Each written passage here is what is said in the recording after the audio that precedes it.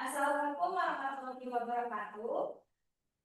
Selamat pagi Bapak Reza, selamat pagi teman-teman semua. Perkenalkan kami dari kelompok produk Apokalips dari kelas BK23PA yang terdiri dari saya, Anil Mandareta, dengan NPM 2313-110.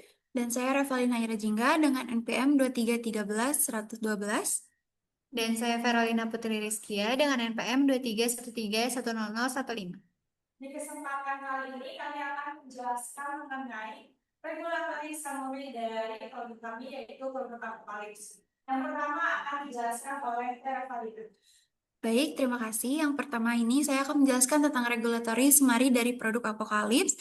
Yang pertama itu ada deskripsi produk dari Apokalips, yaitu Apokalips adalah lip balm kosmetik yang berfungsi untuk membantu melembabkan, menghidrasi, dan menjaga kelembutan bibir. Apokalips ini diformulasikan dengan beeswax, shea butter, cocoa butter, sunflower oil, serta fragrance untuk membantu mengurangi bibir kering dan pecah-pecah. Jadi Apokalips ini memang dirancang untuk membantu menghilangkan permasalahan yang ada di bibir para mahasiswa karena target utama kami adalah para mahasiswa. Lalu yang kedua ada klasifikasi regulasi dari Apokalips, yaitu Apokalips diklasifikasikan sebagai produk kosmetik dengan risiko rendah atau low risk kosmetik karena digunakan secara luar, yaitu penggunaan luar di bibir. Apokalips ini dikembangkan dengan tujuan penggunaan sebagai produk perawatan bibir atau cosmetic lip care dengan klaim fungsi yang pertama itu membantu melembabkan dan menghidrasi bibir, yang kedua membantu mengurangi tampilan bibir pecah-pecah, yang ketiga membantu memberikan lapisan pelindung dari kekeringan, dan yang terakhir yaitu membantu menjaga kelembutan bibir. Nah, sesuai klaimnya, yaitu klaim Apokalips ini tidak mengarah ke penyembuhan penyakit, melainkan lebih ke membantu atau efek terapik agar tetap sesuai dengan regulasi kosmetik. Nah, namun produk ini masih dalam tahap pengembangan dan belum memiliki izin edar resmi dari BPOM. Lalu yang ketiga ada identifikasi standar acuan yang digunakan oleh kami, yaitu yang pertama ada BPOM nomor 18 tahun 2024 tentang penandaan, promosi, dan iklan kosmetika. Yang kedua ada standar SNI 164769 tahun 1998 tentang syarat mutu lipstik. Yang ketiga ada CPKB atau cara pembuatan kosmetik yang baik sebagai acuan proses produksi Apokalips. Lalu yang terakhir ada ISO 22716 yaitu Good Manufacturing Practice untuk kosmetika. Selanjutnya akan dijelaskan oleh Teh Andelin. Selanjutnya mengenai risk management plan. Yang pertama, kita lakukan identifikasi bahaya dari bahaya biologis, yaitu kontaminasi mikrobas, bakteri, jamur pada bahan mentah dan juga produk akhir. Yang kedua itu pertumbuhan mikroba akibat penyimpanan bahan baku yang tidak sesuai. Yang ketiga terjadi kontaminasi selama proses produksi seperti peralatan tidak steril dan juga lingkungan yang lembab. Selanjutnya ada bahaya kimia yang terdiri dari residu bahan kimia dari peralatan pembersih. Yang kedua itu kesalahan formulasi atau pada bahan aktif yang tidak sesuai. Dan yang ketiga dapat terjadi alergen pada bahan, misalnya pada bahan essential oil. Selanjutnya juga dapat terjadi bahan kimia terdegradasi karena penyimpanan yang tidak sesuai dengan suhu. Selanjutnya ada bahaya prosedural. Yang pertama itu dapat terjadi ketidaksesuaian SOP, juga dapat terjadi human error saat pengembangan bahan, dapat terjadi kesalahan pada quality control yang dimana sampelnya tidak representatif, dan juga bisa terjadi kesalahan dalam labeling seperti klaim yang salah dan juga tanggal kadaluarsa yang salah. Selanjutnya ada bahaya lingkungan yang terdiri dari suhu ruang produksi terlalu tinggi atau rendah, dapat terjadi juga kontaminasi debu pada area produksi dan juga kebersihan ruangan yang kurang memadai. Dan yang terakhir bisa terjadi pengemasan susah saat distribusi, jadi bisa terkena panas, tertekan, ataupun terjatuh. Selanjutnya ada analisis risiko, yang dimana kita menggunakan rumus risk level, yaitu severity dikali likelihood, yang dimana untuk kategori severity ini kalau 1 itu 5, dia tidak ada efek kesehatan, kalau 2 itu moderat, yaitu iritasi ringan, yang ketiga itu serius, itu reaksi alergi berat, dan yang keempat itu kritikal yang sangat berbahaya bagi kesehatan. Selanjutnya ada kategori likelihood yang dimana 1 itu jarang, 2 itu mungkin terjadi, 3 itu sering, 4 itu sangat sering tanpa kontrol. Jadi dari risiko produk Apocalypse. Yang pertama ini ada kontaminasi mikroba, yang dimana severity-nya ini 3, level-levelnya itu 2, jadi 3 kali 2 sama dengan 6. Jadi level dari resiko kita ada di level 6, yang dimana itu risiko sedang. Terus untuk yang kedua itu ada kesalahan formulasi. Untuk severity-nya 4 dikali level-levelnya 2, jadi 8. Jadi berada di level 8, yaitu risikonya tinggi. Dan yang ketiga itu alergen bahan alami. Severity-nya 3, level-levelnya 3 kali 3 9. Jadi berada di level 9, yaitu risiko tinggi. Terus juga keempat ada kesalahan labeling. Severity-nya 2 dikali level-levelnya 2. Jadi berada di level 4, yang dimana risiko rendah.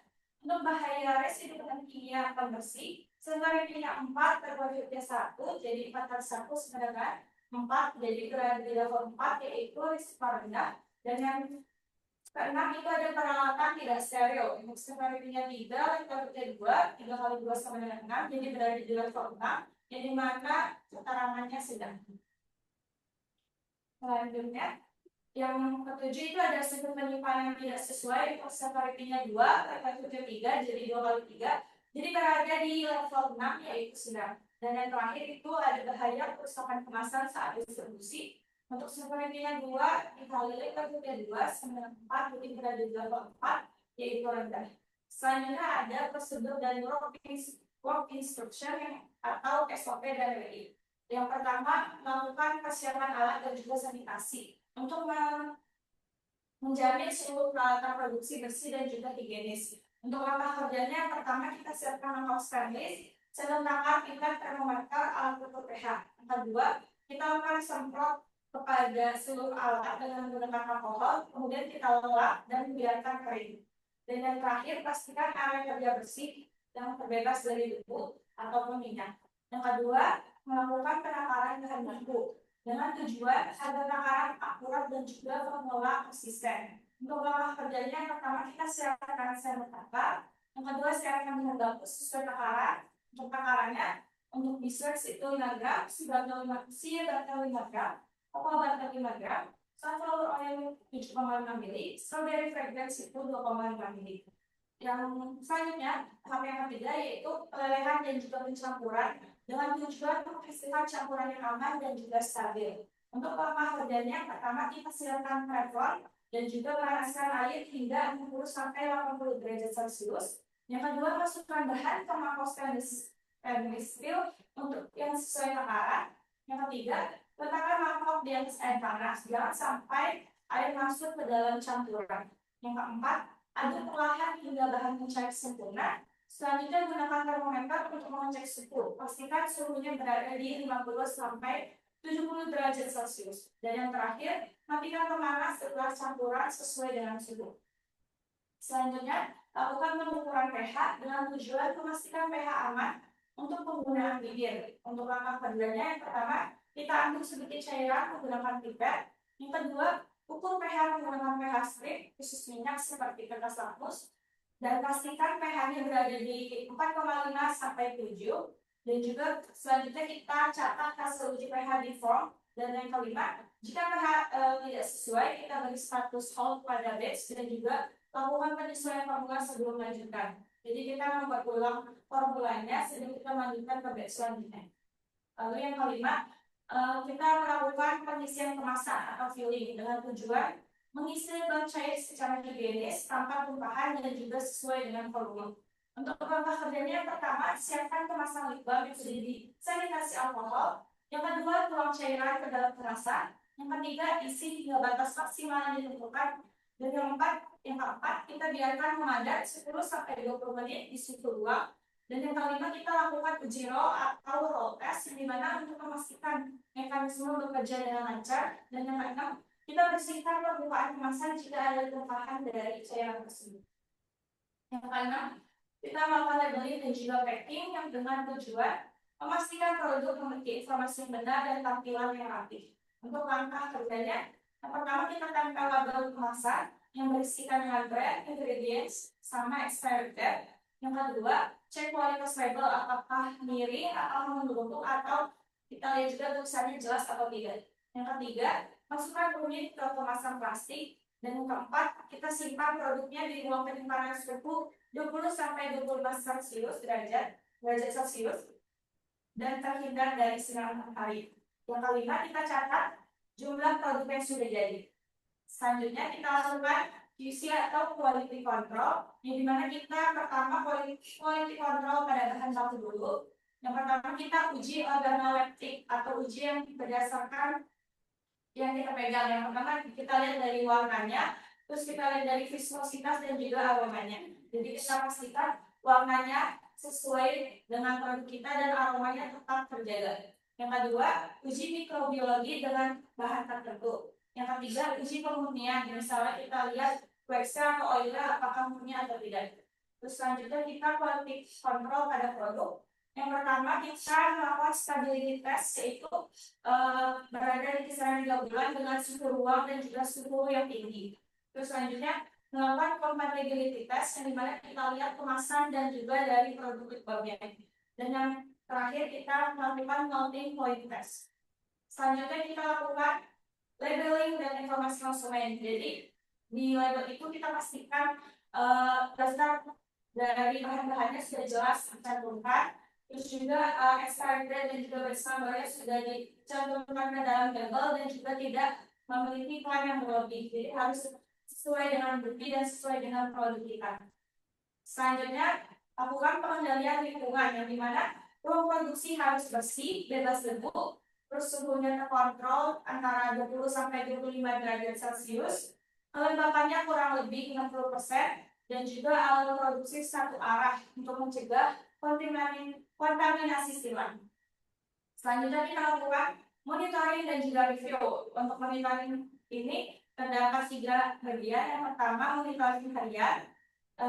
Yang pertama kita lakukan checklist kebersihan ruang produksi, apakah ruang produksi kita sudah bersih. Terus kita lakukan pemeriksaan alat, terus kita cek suhu dan kelembapan ruangan, serta melakukan pemeriksaan kondisi kemasan. Untuk monitoring bulanan, kita lakukan pemantauan kebutuhan konsumen dan juga validasi supplier terganggu. Jadi kita pastikan supaya kita tetap sama dari sebelum-sebelumnya untuk kualitasnya. Dan juga kita tanyakan kepada konsumen-konsumen apakah ada kebutuhan atau tidak. Selanjutnya, lakukan monitoring tahunan, yaitu review ulang formula dan stabilitas produk. Terus lakukan evaluasi efektivitas kontrol risiko dan juga aktivitas OPEC. Jadi kita lihat formulanya apakah ada yang harus diubah atau tidak. Untuk selanjutnya ada technical file yang akan dijelaskan oleh Carolina. Oke, saya izin menjelaskan terkait technical file. Yang pertama itu ada komposisi atau spesifikasi produk. Untuk nama produk itu Apocalypse Lip Balm, jenisnya lip balm atau kosmetik. Untuk bentuknya itu stick balm dan aromanya itu strawberry. Untuk komposisi utamanya itu kita pakai beeswax, shea butter, cocoa butter, sunflower oil, dan strawberry fragrance. Selanjutnya untuk spesifikasi produk, untuk teksturnya itu solid, halus dan tidak retak, untuk warna itu natural creamy, aromanya strawberry soft, dan microbial risk itu sangat rendah, serta stabilitasnya tidak mudah meleleh pada suhu ruang. Selanjutnya di sini ada diagram alur proses pembuatan. Yang pertama itu adalah persiapan alat dan bahan. Ada mangkok stainless steel, sendok takaran, termometer, pipet, dan pH meter, dan juga bahan bakunya yang sudah tadi disebutkan.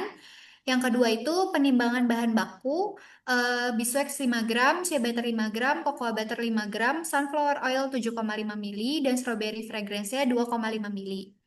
Yang ketiga itu pelelehan dan pencampuran, yaitu memasukkan beeswax, shea butter, dan cocoa butter ke mangkok stainless, dipanaskan dengan metode double boiler atau ditim, lalu aduk hingga semua bahan meleleh dan tercampur. Yang keempat, penambahan sunflower oil dan homogenisasi, tambahkan sunflower oil, aduk hingga tercampur rata dan pastikan homogen. Yang kelima itu riset suhu atau quality control menggunakan termometer, pastikan suhu sesuai standar, tidak terlalu panas agar aroma tidak rusak, dan mengacu pada standar nasional Indonesia untuk produk kosmetik berbasis oil atau balm. Lalu yang ke-11, mohon maaf, lalu yang ke-6 itu riset pH atau quality check, mengukur pH untuk memastikan keamanan produk. Catatan lip balm biasanya netral atau pH-nya harus stabil. Terus yang ke-7 itu pengisian ke kemasan, yaitu cairan lip balm dituangkan ke kemasan roll atau stick, biarkan mengeras hingga padat. Yang ke-8 pemeriksaan produk, coba putar roll atau fungsi mekanik. Setelah itu, pastikan tekstur dan aroma sesuai standar. Yang kesembilan, pelabelan dan pengemasan. Menempelkan label kemasan, lalu melakukan packing produk sesuai dengan SOP. Yang ke-10, desain kemasan atau branding, yaitu mendesain label dan tampilan kemasan yang menarik agar menarik konsumen. Lalu yang ke-11, promosi dan distribusi, mengunggah foto atau promosi di media sosial, lalu menjual melalui platform online yaitu IG, TikTok, ataupun marketplace. Selanjutnya ada pengujian kualitas dan keamanan. Yang pertama itu ada pengujian titik lebur atau melting point test. Tujuannya itu untuk memastikan lip balm memiliki kestabilan panas dan tidak mudah meleleh saat disimpan. Untuk prosedurnya, menyiapkan wadah atau mangkuk stainless steel sebagai tempat pemanasan, lalu lip balm dipanaskan perlahan dengan suhu kecil dan menggunakan termometer untuk mengamati peningkatan suhu dari rendah sampai lip balm mulai mencair. Standarnya, titik lebur ideal berada pada kisaran 50 sampai dengan 70 derajat Celcius. Jika sudah mencair stabil pada rentang tersebut, produk dinyatakan sesuai. Selanjutnya ada pengujian pH atau pH test.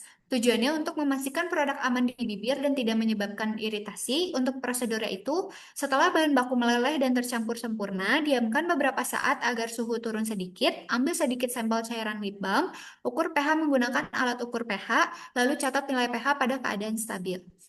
Standarnya, nilai pH pada lip balm itu harus berada pada rentang 4,5 sampai dengan 7. Rentang ini aman dan sesuai standar kosmetik pada bibir. Selanjutnya ada dokumentasi stabilitas. Yang pertama ada hasil uji stabilitas MVP 1 itu periodenya 24 April 2025 sampai dengan 3 Mei 2025, itu rentangnya 9 hari. Temuannya, tekstur semakin padat dan lebih menyerupai lilin, aroma tetap sama dan warna tidak berubah. Untuk kesimpulan di MVP 1, stabil tetapi tekstur padat meningkat, memerlukan evaluasi ulang komposisi untuk memastikan kenyamanan penggunaan.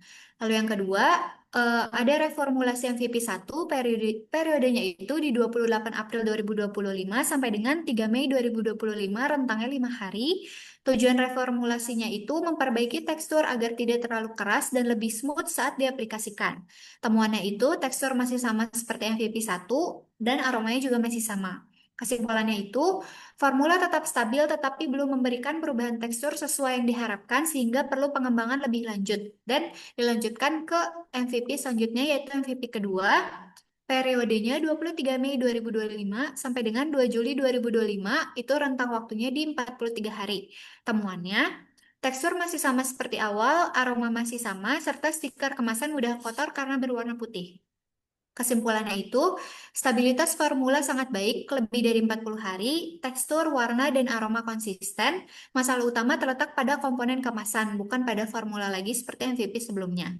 Untuk perubahannya itu, sunflower oil dinaikkan menjadi 7,5 mili untuk membuat tekstur lebih lembut, tidak terlalu padat, dan lebih mudah diaplikasikan.